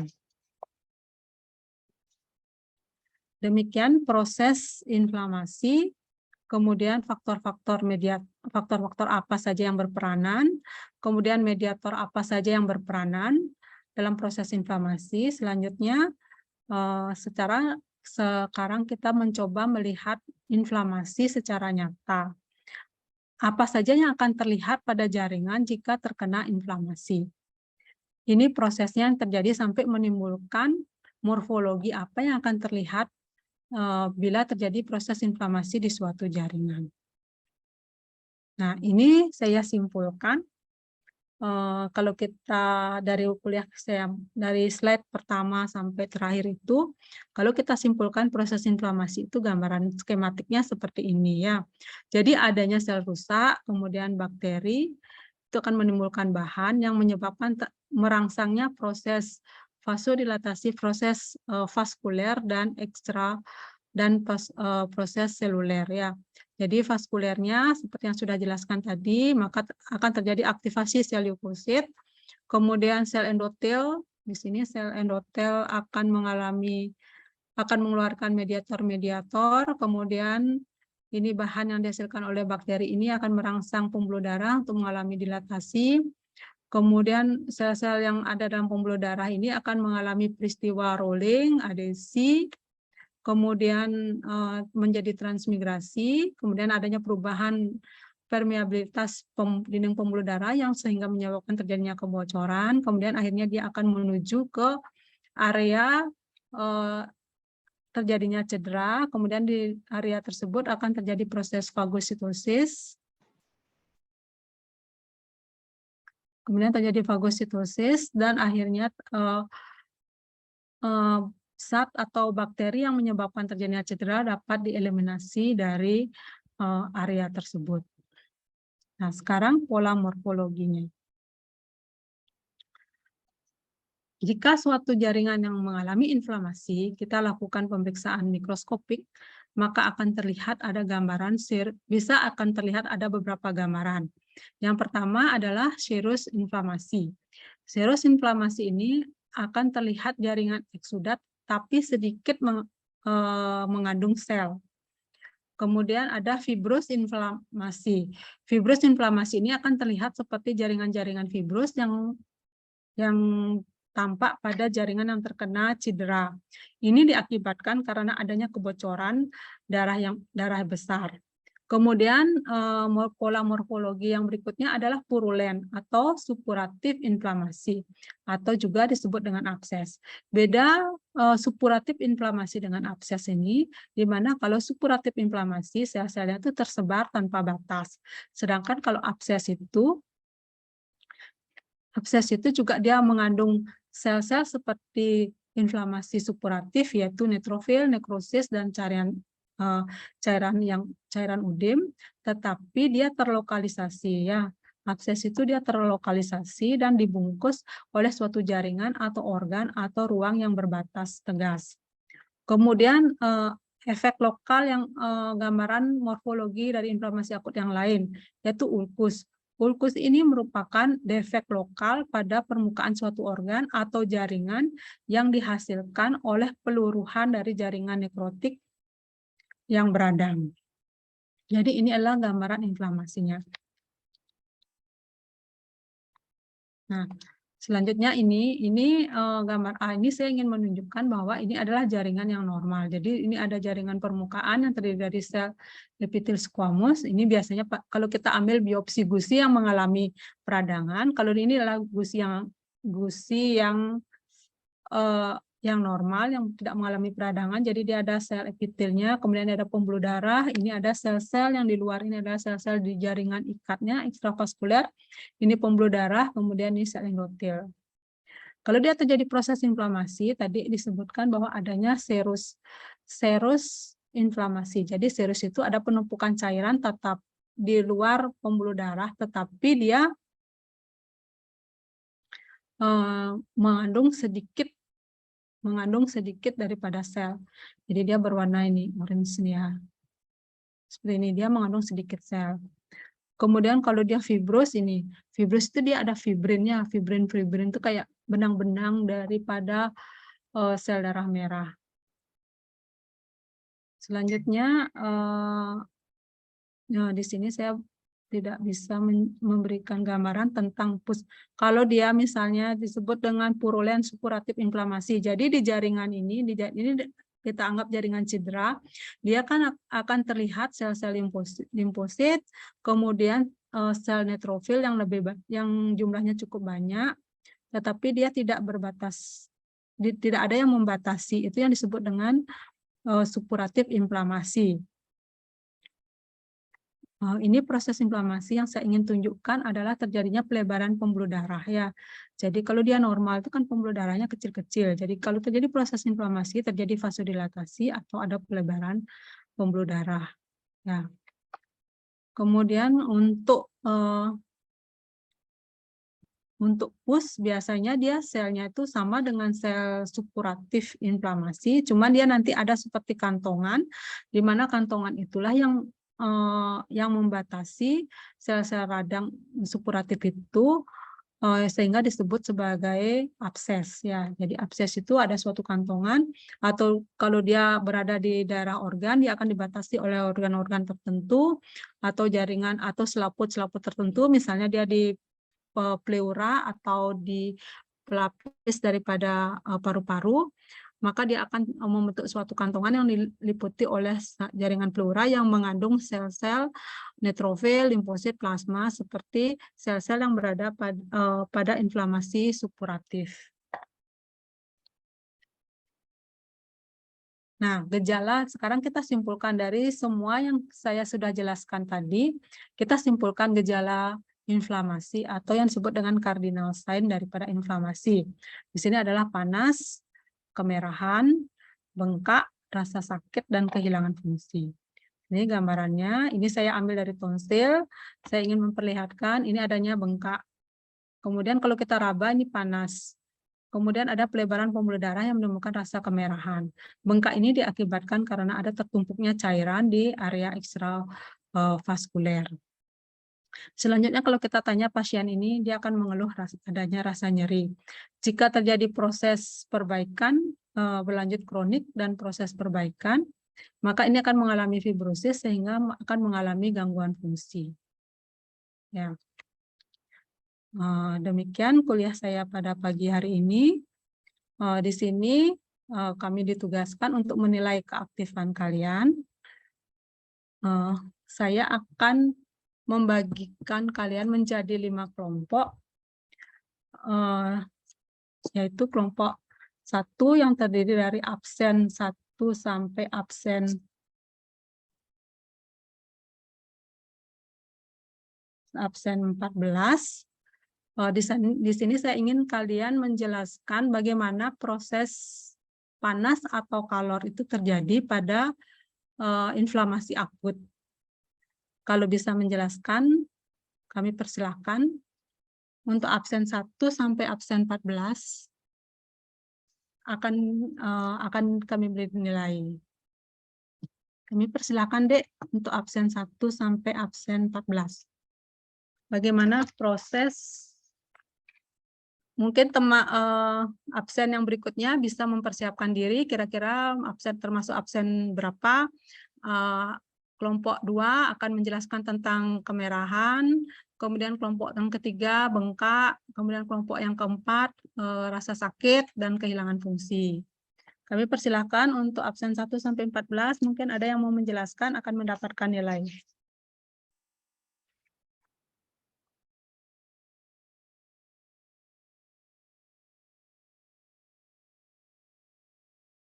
Silakan deh, atau mungkin bertanya boleh juga.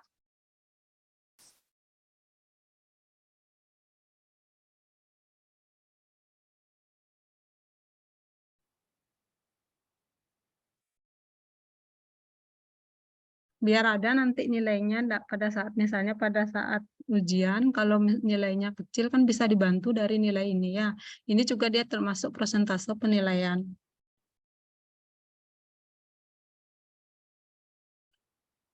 Ya, saya persilahkan. Ini Putu Anggi, nomor absen berapa, Dek? Izin bertanya, dokter. Sebelum itu, perkenalkan nama saya Niputu Anggi Rayani dengan NPM Ya. 11. Nomor absennya berapa? 11, dokter. 11. Ya. Saya izin bertanya, dokter. Apakah penyakit DBD itu merupakan kebocoran vaskuler karena dia menyerang suatu sistem peredaran darah, dokter? Demam berdarah itu kan diakibatkan oleh virus. Nah, virus itu juga merupakan salah satu daripada cedera sel. Nah, virus itu juga virus itu juga merupakan salah satu daripada penyebab cedera sel. Nah, bila virus itu mengenai dinding pembuluh darah, bila virus itu masuk ke dalam darah kita, ke dinding pembuluh darah, maka proses inflamasi itu pun akan terjadi. Kan tadi sudah dijelaskan proses inflamasi itu di awalnya itu akan menimbulkan peningkatan aliran darah dan adanya peningkatan permeabilitas pembuluh darah dan kebocoran dinding pembuluh darah. Jadi bahan yang dihasilkan oleh virus itu akan merangsang endotel atau sel-sel leukosit itu menimbulkan adanya kebocoran. Ya, jadi prosesnya itu sama dengan proses inflamasi yang saya jelaskan tadi ya. Cuman DBD itu kan disebabkan oleh virus. Jadi jalannya virus, bakteri, zat kimia itu mengalami proses yang sama jika terjadi proses inflamasi akut. Baik, dokter. Sudah Terima jawab? kasih, dokter. Ya, mungkin ada. Silakan. Gusti Dwi siapa nih, Dek? Boleh sebutkan langsung namanya dan nomor absennya. Dokter, Coba perkenalkan jawab nama bagaimana ya. Silakan, Dek. sebelumnya saya ingin bertanya, dokter. Ya. Bertanya, ya. Perkenalkan, dokter, saya Igusti Agung Dwi Mayuni Putri dengan NPM 041. Saya ingin bertanya, di gigi itu kan Nomor ada yang absennya namanya berapa, Dek? Nomor 41, absennya dokter. 41? 41. Ya. Oh ya. Ya, silakan. Di gigi itu kan ada yang namanya plak gigi ya, dokter. Apakah itu dan plak gigi itu disebabkan oleh, setahu saya disebabkan oleh bakteri dan kuman. Nah, itu termasuk inflamasi akut atau tidak nih, dokter? Terima kasih. Kalau plak gigi itu kan karang gigi, Dek ya. Karang gigi itu terjadi karena adanya penumpukan daripada kotoran gigi yang tidak dibersihkan. Misalnya kita tidak sikat gigi nih, jadi kan terjadi penumpukan kotoran di karang gigi. Karang gigi itulah yang akan menyebabkan terjadinya proses inflamasi. Misalnya karang gigi itu tidak ada bakteri, dia tidak akan menimbulkan inflamasi. Tapi misalnya di karang gigi itu kan makanan tuh kita tahu tidak steril. Jadi misalnya ada kuman yang tersangkut di karang gigi, terus kuman itu tidak kita bersihkan, misalnya kita tidak sikat gigi, kuman itu akan mengalami, dia akan bereaksi atau dia akan menghasilkan zat-zat yang menimbulkan cedera pada gusi yang ada karangnya tersebut. Nah, setelah menimbulkan cedera, maka dia akan menghasilkan bahan-bahan atau zat-zat kimia yang mengaktifkan sel-sel leukosit yang berada dalam pembuluh darah. Pada akhirnya terjadilah proses inflamasi seperti yang saya jelaskan tadi. Ya, jadi bukan karang giginya yang langsung yang menyebabkan proses inflamasi, tapi karang gigi itu yang memberikan lingkungan bakteri itu untuk menjadikan proses inflamasi. Oke. Baik, dokter. Terima kasih banyak, dokter. Ya. Selanjutnya coba kelompok A, saya ingin tahu apakah sudah mengerti dengan penjelasan saya, mungkin ada salah satunya yang mewakili, nanti akan dapat nilai tentang panas atau kalor. Kami persilahkan untuk Kadek Krisna ya. Izin bertanya, dokter. Iya. Perkenalkan, nama saya Kadek Saraga Andika Putra, NPM terakhir 58. Izin bertanya, pada saat mengalami radang tenggorokan, apa diperbolehkan untuk mengonsumsi makanan-makanan pedas, dokter? Radang tenggorokan. Radang itu kan tadi saya sudah jelaskan tadi gambaran pola morfologi daripada radang. Kalau misalnya radang itu tidak menimbulkan ulkus, tadi adik masih ingat dengan penjelasan saya pola morfologinya tuh kan ada yang terakhir ulkus. Kan radang itu bisa menimbulkan ulkus. Ulkus itu kayak borok ya. Kalau misalnya kita makan makanan pedas, maka akan menimbulkan rasa nyeri. Tapi kalau misalnya daerah yang terkena radang itu tidak ada ulkus atau tidak ada yang tidak ada luka terbuka atau masih mukosanya bagus, tidak apa-apa makan makanan yang pedas karena dia tidak akan menimbulkan nyeri. Tapi radang itu sendiri sudah menimbulkan nyeri, sementara rasa pedas itu juga menimbulkan nyeri. Jadi itulah kenapa dokter menganjurkan untuk tidak makan makanan pedas pada saat terjadinya proses radang tenggorokan. Selain itu, pada proses radang tenggorokan, kenapa juga dokter misalnya menyarankan jangan makan yang bergula, terus banyak minum air. Itu biasanya pada makanan yang bergula atau makanan yang banyak mengandung vitsin ya. Itu kalau kita tidak larutkan dengan air itu dia akan mempermudah bakteri itu untuk tetap menetap di daerah area peradangan tersebut. Itu tujuannya. Terima kasih, dokter. Ya. Tadi nomor 58 ya, Dek? Oke, dokter. Oke. Ada lagi? Coba jawab pertanyaan yang pertama, bagaimana panas atau kalor itu terjadi pada proses inflamasi itu akibat apa saja? Atau karena proses apa saja?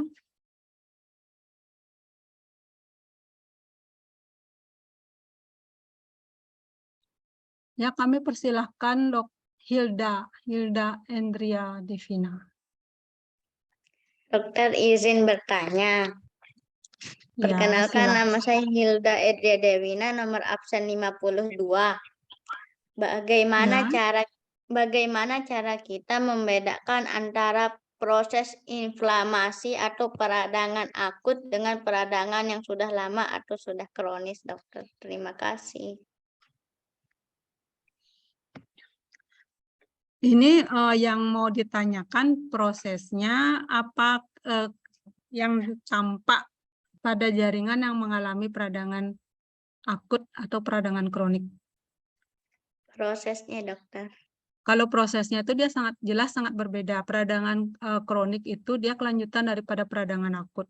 Pada peradangan akut kan saya sudah jelaskan terjadi proses pelebaran pembuluh darah, aktivasi sel leukosit, kemudian menimbulkan warna kemerahan, panas, bengkak, rasa sakit. Kalau dia berlanjut akan terjadi proses inflamasi kronik. Ya, inflamasi kronik itu bisa terjadi fibrosis. Kalau saya nanti ada penjelasan tentang bagaimana proses inflamasi kronik, ada kuliah khususnya ya, tapi ini saya akan berikan secara umum. Inflamasi kronik itu akan menimbulkan terjadinya proses yang selanjutnya, misalnya terjadi nekrosis. Kalau dia tidak mengalami perbaikan, dia akan menimbulkan nekrosis, jadi kehancuran daripada sel. Kemudian dia akan menimbulkan fibrosis. Kemudian dia akan terlihat adanya banyak pembuluh darah. Atau kalau kita lihat secara kenyataan, misalnya kita terkena luka gores kan. Pada saat luka gores itu, jaringan yang kena luka gores itu kan timbul bengkak, panas, kemudian ada rasa nyeri. Bila itu berlanjut, maka akan terjadi fibrosis atau yang disebut dengan keloid ya. Di keloid itu akan banyak menimbulkan pembuluh darah. Itulah proses radang kronik yang terjadi. Ya, dan selanjutnya kalau dia akan membaik, maka akan menimbulkan kalau orang Bali bilang mau buah itu ya, Dek ya.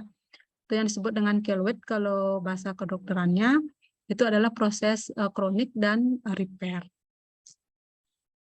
Nanti bagaimana apa saja yang berperanan, mediator apa saja yang berperanan pada inflamasi kronik akan dijelaskan lebih detail oleh teman sejawat saya ya. Terima kasih, dokter. Nomor 52 ya, Dek. Nggih, dokter. Ada yang bisa menjawab bagaimana panas atau kalor, kemerahan atau rubor, bengkak atau rasa sakit dan kehilangan fungsi itu terjadi pada inflamasi akut. Ya, kami persilahkan. Siapa namanya, Dek? Made Agus Sarta. Ya. Nomor absen berapa? Nomor absen 6, Dok. Ya. Ya. Di sini saya akan menjawab mengapa bisa terjadinya panas. Ya. Karena disebabkan oleh bertambahnya pengumpulan darah atau banyaknya darah yang disalurkan, atau mungkin karena pirogen yang mengganggu pusat pengaturan panas pada hipotalamus. Terima kasih, Dok. Ya, jawabannya cukup bagus. Mungkin ada temannya yang menambahkan. Izin Saya menambahkan. persilahkan pada Abelia ya. Nomor absen 1 ya, Dek. Iya, Dok. Ya, silakan, Dek.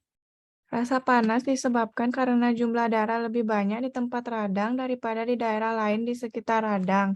Fenomena panas ini terjadi bila terjadi di permukaan kulit, sedangkan bila terjadi jauh di dalam tubuh tidak dapat dilihat dan dirasakan. Oke, cukup bagus. Mungkin ada temannya yang menambahkan. Yang kelompok A, yang dari absen 1 sampai 14.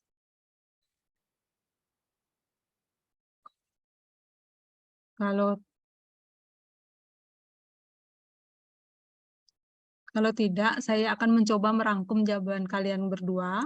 Jawabannya sudah betul karena ada peningkatan aliran darah. Ya, jadi panas itu diakibatkan karena adanya pelebaran vasodilatasi. Kemudian adanya peningkatan aliran darah sehingga menimbulkan rasa panas. Jadi coba Adik rasakan kalau misalnya terkena atau tersengat binatang, kan warnanya kemerahan di kulitnya, itu menandakan bahwa terjadinya vasodilatasi atau pelebaran pembuluh darah. Kemudian Adik raba itu kan terasa panas karena ada peningkatan aliran pembuluh darah. Itu yang menyebabkan timbulnya panas atau kalor. Tadi di slide saya yang di awal-awal sudah saya jelaskan. Oke, kita lanjutkan ke warna kemerahan atau rubor. Ini biasanya dia berkaitan dengan warna panas, dengan rasa panas yang dirasakan pada proses inflamasi. Kami persilahkan absen nomor 15 sampai nomor 25. Kalau ada bisa menjawab.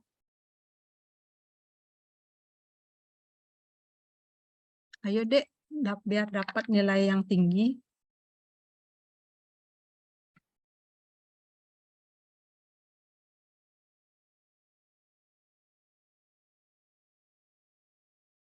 Mungkin absen nomor 15 masih bergabung.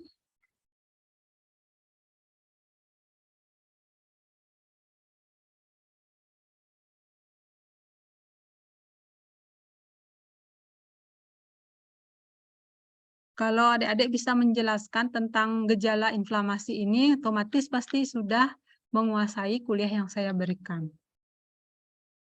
Kuliah secara umum pasti sudah menguasai kuliah yang saya berikan pada pagi hari ini. Dan bisa diterapkan dalam kehidupan sehari-hari. Misalnya kalau melihat orang, oh ini ternyata mengalami proses inflamasi.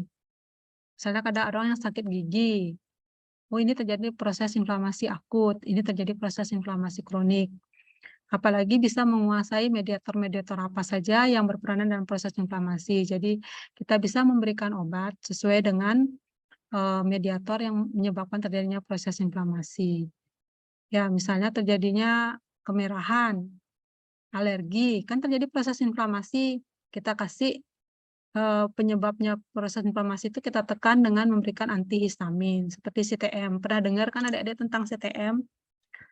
Begitupun tentang giginya bengkak, oh giginya bengkak, berarti ada mediator yang berperanan di sana menimbulkan udem atau yang menimbulkan terjadinya proses permeabilitas yang meningkat. Jadi kita bisa tekan dengan memberikan obat antinya seperti obat-obat kortikosteroid.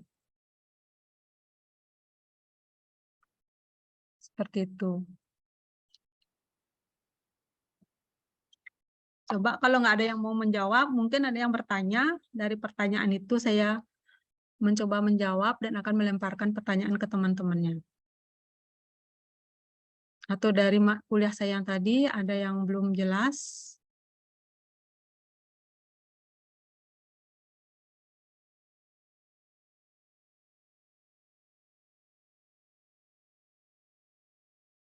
Atau saya simpulkan di sini,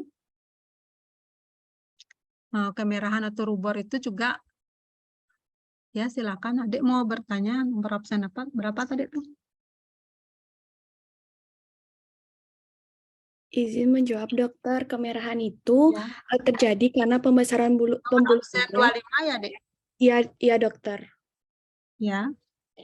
Umumnya kemerahan itu pada inflamasi terjadi karena pembesaran pembuluh darah atau vasodilatasi. Dari dilatasi ini darah akan menjadi lebih banyak sehingga akan terjadi kemerahan dokter. Terima kasih dokter. Ya, jawabannya tepat karena ada proses inflamasi. Karena ada proses vasodilatasi yang menyebabkan aliran darah itu semakin banyak. Ya, itu menyebabkan timbulnya warna kemerahan pada area inflamasi seperti ini ya. Jadi ini kemerahan ini kan pembuluh darah, Dek ya. Ini pembuluh darahnya kalau dia dalam keadaan tidak mengalami inflamasi, ini tidak terlihat dia. Jadi pada proses terjadinya inflamasi, maka ini akan terlihat. Jadi pembuluh darahnya ini akan melebar, ini kelihatan dia kan berwarna merah. Ini juga banyak pembuluh darah yang lain ini. Ya. Ini pembuluh darah, ini pembuluh darah, ini pembuluh darah. Oke, jawabannya sudah cukup bagus.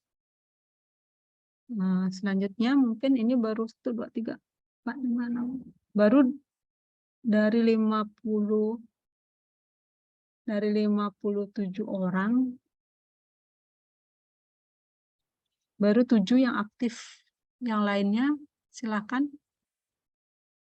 Bertanya juga tidak apa-apa. Menjawab juga boleh.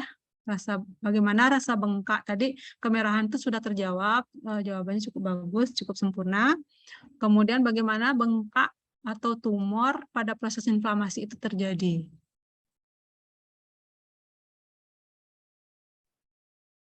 Ya, persilakan nomor absen 42 ya. Iya dokter. Ya, persilakan. Izin menjawab. Jadi untuk bengkak atau tumor ini disebabkan oleh terjadinya peningkatan permeabilitas kapiler, yaitu adanya peningkatan aliran darah dan cairan ke jaringan yang mengalami cedera, sehingga protein plasma dapat keluar dari pembuluh darah ke ruang interstitial. Seperti itu, dokter. Ya, jawabannya bagus, cukup menyebabkan terjadinya udem, cukup bagus ya, cukup tepat. Terima kasih, dokter. Mungkin ada yang mau menambahkan? Saya izin menambahkan, dokter. Nomor absen 38 ya, Dek? Iya, dokter. Ya, silakan.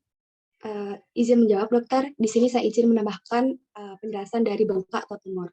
Tumor adalah benjolan yang muncul akibat sel-sel tubuh tumbuh secara berlebihan, di mana kondisi ini terjadi ketika sel lama yang seharusnya mati masih terus bertahan hidup, sementara pembentukan sel-sel baru terus terjadi. Tumor dapat tumbuh di bagian tubuh manapun dan bisa bersifat jinak atau ganas. Tumor jinak sendiri adalah tumor yang tidak menyerang sel normal di sekitarnya dan tidak menyebar ke bagian tubuh lain. Sedangkan tumor ganas atau disebut juga dengan kanker bersifat sebaliknya. Terima kasih, dokter. Oke.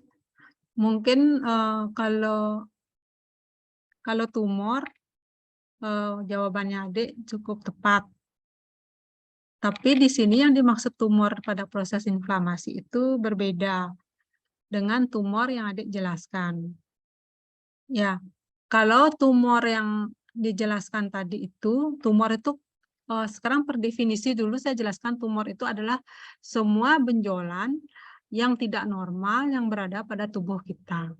Jadi yang dijelaskan itu sudah benar. Jadi dimanapun benjolan itu disebut dengan tumor. Tumor itu ada proses neoplastik dan non-neoplastik. Kalau yang adik jelaskan itu adalah proses neoplastik. Ya, nanti ada kuliah khusus tentang proses neoplastik. Kemudian tumor yang terjadi pada inflamasi itu adalah proses non-neoplastik. Jadi tumor yang terjadi pada proses inflamasi itu akibat dari cairan sel-sel atau cairan intravaskuler yang tertumpuk di jaringan ekstravaskuler. Seperti yang dijelaskan oleh oleh temannya adik yang pertama. Kalau yang adik jelaskan itu adalah proses neoplastik di mana sel-sel itu yang harusnya dia mengalami fase tumbuh, dewasa dan mati, tapi ini tidak mengalami fase itu sehingga tertumpuklah sel-sel itu di suatu tempat di organ manapun atau di jaring manapun. Nanti tumor itu seperti yang dijelaskan, tumor itu ada jinak dan ada yang ganas. Kalau yang jinak mungkin dia sel-selnya itu sudah mengalami dewasa tapi tidak mengalami kematian. Kemudian yang ganas itu adalah sebagian besar adalah sel-sel muda yang mungkin diferensiasinya tidak menunjukkan ke suatu diferensiasi sel. Demikian ya mengenai tumornya itu. Tidak apa-apa. Jadi tahu membedakan antara nanti kalau kita ketemu pasien, kalau adik-adik nanti langsung berkecimpung dengan bertemu pasien, jika misalnya ini kan dokter gigi, nanti kalau melihat di gusinya itu bengkak, bisa membedakan, oh ini terjadi benjolan atau tumor ini karena inflamasi atau karena neoplastik. Kalau dia inflamasi, maka kalau dia akut akan terlihat gejala inflamasinya atau cardinal sign-nya seperti kemerahan, rasa panas. Kalau dia kronik, maka juga akan terlihat bagian fibrosis, kemudian ada rasa nyeri. Kalau dia misalnya neoplastik, maka tidak biasanya sel-sel neoplastik baik jinak maupun ganas di awal itu tidak menimbulkan ada rasa sakit, tapi dia ada rasa benjol yang mengganggu si pasien tersebut. Ya, jadi bisa ngelihat oh ini proses inflamasi, ini proses non-inflamasi. Kalau dia non-inflamasi ini ganas apa jinak. Ya. Baik, terima kasih Silakan. dokter. Ya, sama-sama. Kemudian rasa sakit. Ya. Nomor absen. Saya izin menambahkan dokter tentang pembengkakan. Nomor absen berapa, Dek? Perkenalkan, nama saya Putu Dinda Erdiana, nomor absen 37. Ya, silakan. Biasanya pembengkakan itu muncul ketika pembuluh darah kecil mengalami kebocoran dan cairan itu mengalir ke jaringan sekitar pembuluh darah. Selain kondisi kesehatan, kebocoran cairan pada pembuluh darah itu menyebabkan pembengkakan yang disebabkan oleh bisa berat badan dan terlalu banyak mengonsumsi garam. Kemudian ada beberapa kondisi kesehatan yang bisa menyebabkan pembengkakan terjadi, salah satunya infeksi, dok. Ya. Terima kasih, jawabannya, ya terima kasih atas jawabannya, Dek. Jawabannya itu juga cukup tepat. Cuman karena di sini kita membahas inflamasi, jadi jawaban yang paling tepat tadi adik sudah sebutkan karena adanya kebocoran pembuluh darah sehingga terjadi penumpukan di jaringan interstisial. Kalau masalah hipertensi tadi adik menyebutkan adanya hipertensi ya, karena garam ya. Nah, garam itu biasanya dia akan menarik sel-sel atau cairan plasma yang berada di dalam pembuluh darah menuju ke jaringan interstisial. Jadi bukan karena proses inflamasi. Di sini kan yang kita bahas proses inflamasi itu kenapa bisa menimbulkan bengkak atau tumor. Tadi juga sudah disebutkan dengan tepat, yaitu ada kebocoran pembuluh darah. Ya, nomor 37 ya, Dek. Iya, dokter. Silakan sekarang rasa sakit. Ingin menjawab, dokter. Ya, silakan nomor absen berapa? Nomor absen 2. Ya, silakan, Dek. Jadi gejala inflamasi rasa sakit itu disebabkan karena adanya peradangan jaringan akibat adanya edema, sehingga terjadi peningkatan tekanan lokal yang dapat menimbulkan rasa nyeri. Nah, adanya pengeluaran zat kimia atau mediator nyeri seperti prostaglandin, histamin, bradikinin yang dapat merangsang syaraf perifer di sekitar radang sehingga penderita itu dapat merasakan rasa nyeri tersebut, dokter. Sekian, dokter.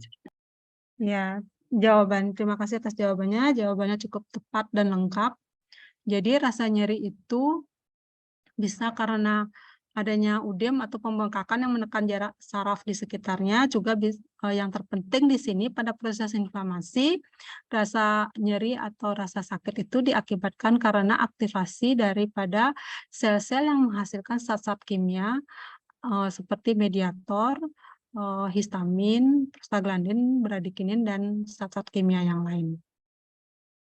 Mungkin ada temannya yang mau menambahkan atau mau menjawab kehilangan fungsi. Sebenarnya kehilangan fungsi berlanjut merupakan kelanjutan daripada inflamasi akut, tapi bisa dijelaskan pada proses inflamasi akut ini. Ya, saya persilahkan yang belum menjawab, silahkan. Nomor absen 37. Nomor absen 23, mungkin nomor absen 23. Silakan. Disebabkan oleh penumpukan cairan pada cedera jaringan dan karena rasa nyeri, keduanya mengurangi mobilitas pada daerah yang terkena. Menurut saya. Itu untuk kehilangan fungsi ya, Dek, ya? Ya, betul. Ya, itu jawabannya cukup tepat.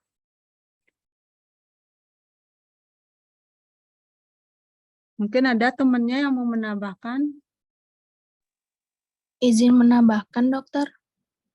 Nomor absen berapa? 50, dokter. Ya, silakan. Kehilangan fungsi adalah reaksi peradangan yang ditandai dengan nyeri disertai adanya sirkulasi yang abnormal akibat penumpukan dan aliran darah yang meningkat sehingga menghasilkan lingkungan kimiawi lokal yang abnormal dan menjadikan jaringan yang terinflamasi tersebut tidak berfungsi normal. Ya, cukup lengkap. Baik, dokter. Terima kasih. Ada lagi yang mau menjawab rasa panas, kemerahan? Ini masih banyak yang belum menjawab, biar ada nilainya, Dek.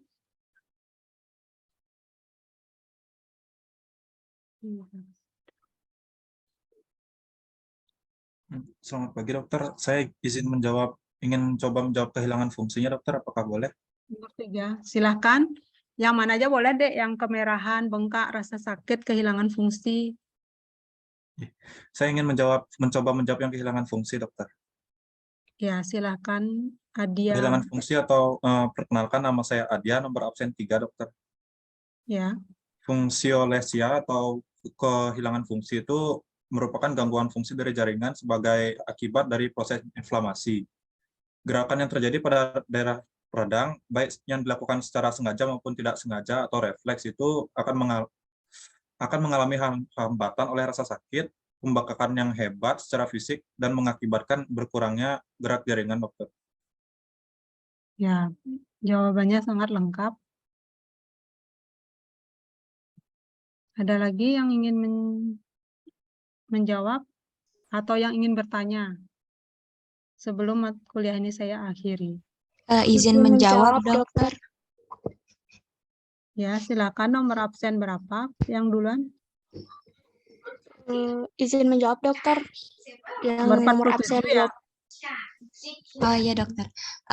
Saya mau menjawab yang rasa sakit atau dolor itu, dokter. Sebelumnya perkenalkan, nama saya Fadila Nur Izni dari nomor absen terakhir 47. Jadi rasa sakit akibat radang ini dapat disebabkan karena adanya peregangan jaringan akibat adanya edema sehingga terjadi peningkatan tekanan lokal yang dapat menimbulkan rasa nyeri dan adanya pengeluaran zat-zat kimia atau mediator nyeri yang dapat merangsang saraf perifer di sekitar radang sehingga dirasakan nyeri, dokter. Terima kasih, dokter. Ya, jawabannya lengkap. Ada yang masih mau bertanya? Izin menjawab, Dok. dokter. Nomor 20 ya? Iya, dokter. Silakan. Saya izin menjawab yang bagian kemerahan. Gejala berikut terjadi karena kemerahan itu biasanya merupakan hal pertama yang dilihat di daerah yang mengalami peradangan. Waktu reaksi peradangan mulai timbul, maka arteri yang mensuplai darah ke daerah tersebut melebar.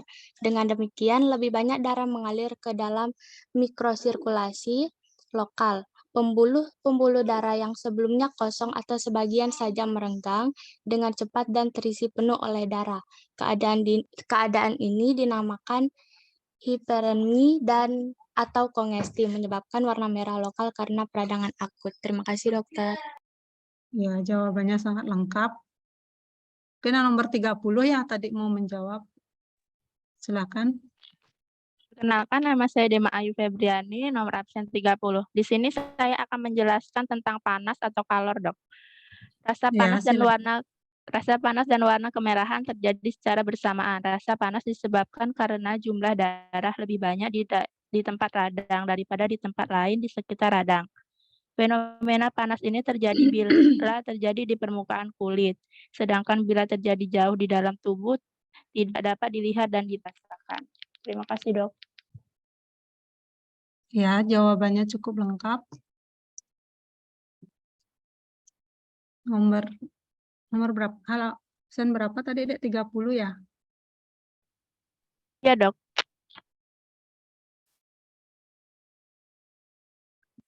Saya buka lagi satu pertanyaan kalau ada yang mau bertanya Saya atau izin bertanya, menjawab. dokter. Ya, silahkan. Saya izin bertanya. Perkenalkan, nama saya Komanta Yuda, nomor NPM akhir 012. Nah, saya ingin bertanya, 12. ya dokter. Saya ingin bertanya, dokter, dari kelima gejala inflamasi ini, apakah ada salah satu contoh penyakitnya, dokter, yang mencakup kelima dari gejala-gejala ini, dokter? Saya ingin tahu itu, dokter. Kalau ada, misalkan, dokter. Sekian, terima kasih, dokter. Semua penyakit yang ada cederanya atau jejasnya itu akan mengalami proses inflamasi, akan menimbulkan gejala panas, kemerahan, bengkak, rasa sakit, dan kehilangan fungsi. Jadi kalau kita terkena cedera baik oleh bakteri, misalnya TBC, juga akan menimbulkan reaksi inflamasi. Misalnya ada tumor ganas juga menimbulkan inflamasi. Yang jelas semua proses gejala inflamasi, panas, kemerahan, bengkak, rasa sakit itu akan terlihat pada semua penyakit yang menyebabkan terjadinya cedera sel ya. Contohnya di sini Adik minta contoh kan, misalnya kita terinfeksi sengatan tawon. Tawon itu kan menghasilkan satoksin. Jadi toksinnya itu yang merupakan stimulus dari proses inflamasi. Jadi setelah toksin itu masuk, maka akan terjadilah semua rangkaian inflamasi yang saya jelaskan tadi, dan akhirnya akan menunjukkan cardinal sign atau gejala inflamasi seperti panas, kemerahan, bengkak, rasa sakit, dan kehilangan fungsi. Begitupun misalnya terinfeksi bakteri yang lain, misalnya amuba. Jadi amuba itu kan menyerang usus. Jadi di usus itu juga akan terjadi proses inflamasi. Jadi kenapa orang diare itu bisa sakit perut karena terjadi proses inflamasi ya. Jadi di jaringan yang terkena daripada amuba yang terdapat pada makanan itu akan menimbulkan proses inflamasi dan akhirnya menimbulkan gejala panas, kemerahan, bengkak, rasa sakit, dan kehilangan fungsi. Nomor absen berapa tadi? 12 ya, Dek. 12, dokter. Terima kasih banyak, dokter. Ini waktunya sudah habis. Jadi saya akhiri kuliah saya ini. Mungkin nanti kalau ada pertanyaan yang berkaitan dengan inflamasi akut bisa di personal chat aja kalau ada pertanyaan, Dek ya. Terima kasih atas perhatiannya.